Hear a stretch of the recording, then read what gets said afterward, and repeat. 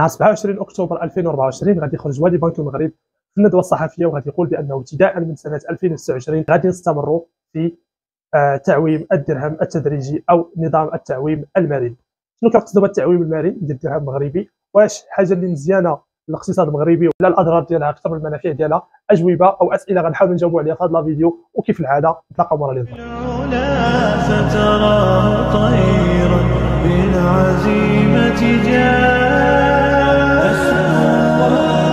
تاج السماء جلالا فازيد مرحبا بكم في هذا الفيديو، في هذه الحلقه الرابعه من سلسله الاستثمار الاسلامي. اليوم غنهضروا على واحد السوجي اللي هو مهم بزاف، هو العمله ديال الدرهم، وشنو علاقه تعويم الدرهم بالاقتصاد المغربي، واش حاجه اللي مزيانه للاقتصاد ولا حاجه اللي خايبه. اليوم غنجاوبوا على هذا السؤال. هذا الموضوع اللي اكيد غتكون سمعتيه من قبل، سواء في التلفازه المغربيه، سواء في القنوات الاخباريه، سواء شي مره كنتي طالع في الطاكسي وقال لك من الطاكسي وهذا التعويم والله الا يتخربط الله يخرج لنا على الاقتصاد. المهم اليوم غادي نعرفوا واش بصح كاينه هذه الهضره ولا لا. شنو كنقصدوا بالتعويم ديال الدرهم؟ التعويم ديال الدرهم هو ان البنك ديال المغرب ما كيبقاش يتدخل او ما كيبقاش رابط العمله بواحد الباك ولا بواحد الباني ديال العملات الاجنبيه. كاين واحد المخزون ديال العملات الاجنبيه وكاين الكتله النقديه اللي كتروج للاقتصاد.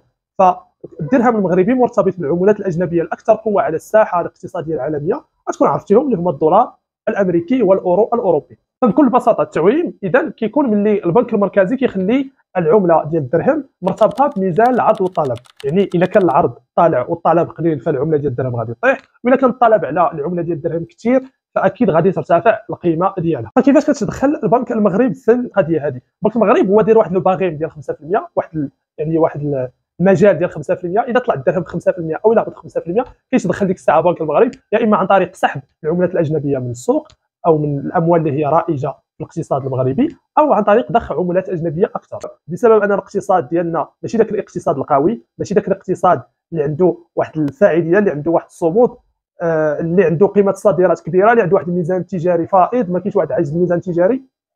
فاكيد العمله ديال الدرهم ما كتكونش قويه، ما عندهاش واحد القيمه امام باقي العملات الاجنبيه اللي معروفين كالدولار والاورو، وكتبغي كل مره يتدخل البنك المغربي. اكيد ما فهمتي حتى شي حاجه في اللي قلت، وغادي نعطيك مثال باش نشرح لك. نفترضوا ناخذوا مثال ديال الواردات والصادرات، الميزان التجاري. الصادرات هما الاشياء اللي كنبيعوهم من الخارج، والواردات هما الاشياء اللي كناخذوهم من الخارج. فالصادرات كيكونوا بالدولار والواردات غالبا كيكونوا بالدولار. الا كانوا الصادرات بالدولار يعني القيمه ديال الدولار والعملات الاجنبيه، نبيعوا هذوك العملات ديالنا، هذوك المنتجات، ولكن اذا كانوا الواردات طالعين، وللاسف هذه الحاله ديال الاقتصاد المغربي، فاكيد انت كتحتاج دولار اكثر تشري المنتجات المستورده اللي كيكونوا برا. هنا الدولار كيولي طالب عليه اكثر في مقابل الدرهم، واكيد القيمه ديالو كتولي مرتفعه. ومثال الدولار ممكن يتطبق على مثال الاورو اكيد. فبزاف ديال الناس يقول لك واش هذا التعويم اذا ما فيهش ربح، غادي نطيحوا بدي سيناريو مثلا كمصر اللي فرض عليها صندوق النقد الدولي والبنك الدولي باش انها تعتمد التعويم ديال الجنيه المصري، اللي خلى القيمه ديالو تنزل اكثر من 50%. وكما كنقولوا القيمه ديال المال كتنقص، فاكيد المال ما كيوليش يجيب لك منتوجات بزاف، وبالفعل التضخم المصري ما كيلقاش باش يشري القوت ديالو اليومي، وهنا كتولي كارثه اجتماعيه بكل ما تحمل الكلمه من معنى. مثلا المثال اللي وقع الارجنتين، فاش قيمه ديال البيزو نزلات حتى هي بكثر، يعني واحد النزول اللي هو صاروخي تاريخي. ما عمر التاريخ ديال الارجنتين شهد واحد يعني تراجع في القيمه ديال العمله ديالو، فخلى ناس او خلى المواطن الارجنتيني ما يثقش اكثر في العمله ديال البيزو ويشري عملات بديله كالدولار والاورو. خلي زاد كفس القضيه، وخلى بان هذيك عمله البيزو يتراجع الطلب عليها اكثر، وتزاد الطلب على عملتي الدولار والاورو، لان طبيعه الحال البيزو ما بقاش كيوفر ديك القدره الشرائيه للمواطن الارجنتيني، فولا كيمشي لعملات اخرى بطبيعه الحال. الشيء اللي زاد من تراجع الوتيره الاقتصاديه لان الطلب على البيزو نقص. السؤال كيقول واش كيعني التعويم للمغرب؟ واش التعويم مزيان ولا لا؟ هو مزيان اذا كانوا القيمه ديال الصادرات ديالنا كثارين وطالعه وكنصدروا اكثر ما كنستوردوا، الشيء اللي غيخلي كما قلت في الاول العملات الاجنبيه كالدولار والاورو يكونوا بكثره، وما يكونش ذاك الفرق بين العمله المحليه والعمله الاجنبيه.